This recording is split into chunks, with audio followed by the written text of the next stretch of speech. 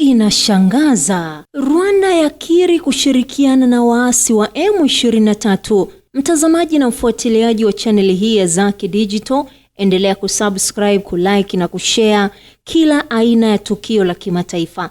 Kwa mara ya kwanza Rwanda imekiri kushirikiana na kundi la waasi la M23 katika harakati za kiusalama huko mashariki mwa Jamhuri ya Kidemokrasia ya Kongo. Balozi wa Rwanda nchini Marekani, Matilde Mukantabana, ameiambia kamati ya bunge la Marekani kwamba Rwanda imekuwa ikifanya hivyo kwa sababu za kiusalama, lakini pia kuzuia kundi la wapiganaji la Kihutu la FDLR kuendeleza mauaji ya jamii ya Watusi ambao wanaishi pale Kongo. Hatua ya Rwanda kukiri uhusiano huu na kundi ambalo kwa muda mrefu imekuwa ikikanusha kuliunga mkono imezua mijadala na michango mseto kuhusu hatua hiyo ya Rwanda. Katika tangazo lililotolewa na ubalozi wa Rwanda mjini Washington baada ya kikao cha balozi wa Rwanda nchini Marekani, Matilde Mukantabana na kamati ya bunge la Marekani, Rwanda imekiri kuwa na uhusiano huo katika utaratibu wa shughuli za kiusalama katika kulinda raia wa Kongo wenye asili ya Rwanda.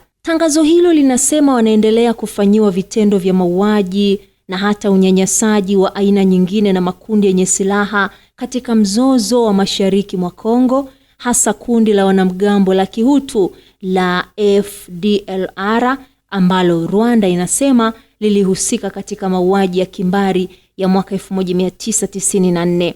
Balozi wa Rwanda nchini Marekani anasema ingawa Rwanda na M23 wanashiriki katika lengo la pamoja kuwalinda Watusi wa DRC dhidi ya wapiganaji wa FDLR na wanamgambo wengine wenye misimamo mikali wanaoungwa mkono na jeshi la Kongo, maslahi ya nchi yao yanakwenda mbali zaidi ya hilo. Wanazuia kujirudia kwa uasi na mauaji ya kimbari yaliyovuka mipaka kama yale yaliyotokea mwishoni mwa miaka 1990 ambayo yanaweza kutishia uwepo wa Rwanda yenyewe.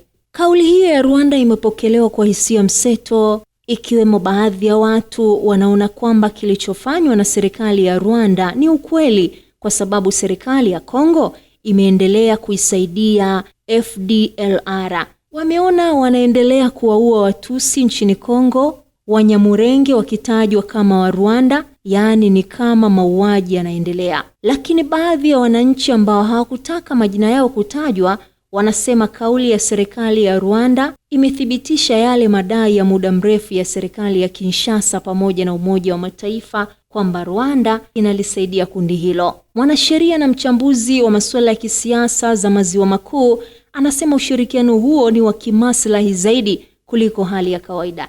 Hata hivyo, baada ya kauli hiyo ya Rwanda hakujatolewa tamko la mara moja kutoka Marekani wala upande wote ule huru, lakini Rwanda imekuwa wazi na kusema kwamba haina mpango ya kuamua hatima ya kisiasa au kijamii nchini Kongo isipokuwa tu kulinda usalama na maslahi yake.